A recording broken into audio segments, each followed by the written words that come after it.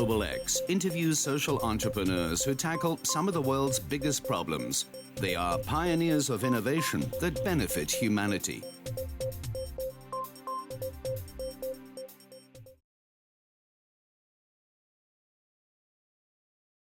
Well, my name is Jimmy Carter. I've been a husband to the same wife for more than 61 years. I'm a father of 4 children, a grandfather of 11, and I've just recently become a great-grandfather of 1. I'm from South Georgia. I was a farmer, and then I was a naval officer for almost 12 years. I served in submarine duty. I studied nuclear physics and was involved in the building of a second atomic submarine dedicated to peace. I went back to Plains and my hometown Plains, and later ran for the state senate. I was in the state senate for 2 terms, and I became governor of Georgia. The last 25 years, I've been the head of the Carter Center in Atlanta, which has programs around the world. I was president of the United States for 4 years.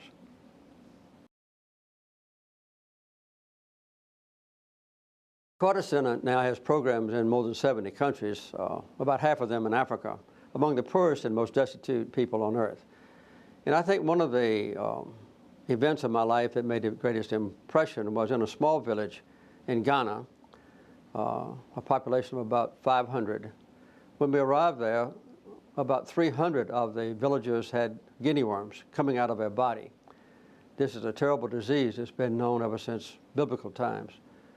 And I went around to see the people who were assembled there to show us their illness. I noticed one young woman, very beautiful young woman, about 20 years old. I thought she was holding a baby in her right arms, but when I got closer, I noticed that she was holding her right breast in her arm, and a guinea worm was coming out of the nipple of her breast. She was in excruciating pain, and after we left the village, I later discovered she had 11 other worms coming out of different places in her body. This was at the beginning of an effort by the Carter Center to eradicate this disease from the face of the earth. We found it in more than 20 nations in Asia and in sub-Saharan Africa. And there were 3.5 million cases that we found as we made our survey. We've now been able, with the work of the people in all the villages, more than 23,000 villages, to reduce the incidence of this terrible disease by 99.7%. We still have 0.3% to go. But whenever I feel discouraged about our progress or in raising funds or eradicating more disease, I think about that one woman, a beautiful young woman. She and her village, a year after we visited them, have never seen another case of guinea worm, and they never will. So that's one of the most impressive events in my life.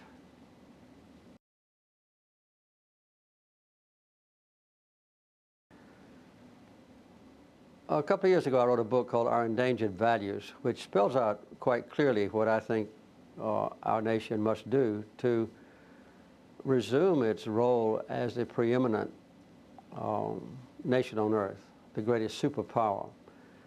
I hope that 10 years from now, our country will be known by every person on earth as the preeminent champion of peace. If they have a threat of war or existing war, they'll come to Washington because they know that we stand for peace, not preemptive war. Second, I hope that our country will be the champion of human rights, in the forefront of this crusade to give people what they deserve in life, as we have been in the past. I hope that reputation will be restored. I hope that our country will also be preeminent in its dedication to justice. That is, to ensure that governments in our country and around the world also give special attention to the poor, the needy, and not special privileges to the rich on earth. I would like to see nuclear arms abolished and reverse the process in our country that has now led to the abandonment of almost every nuclear arms agreement ever reached by previous presidents. I hope that we'll be the champion also of environmental quality, in the forefront of the crusade to combat and to slow down the ravages of global warming.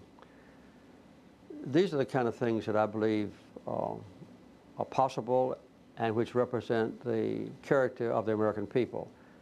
And I hope in the future that they'll also represent the character of the American government.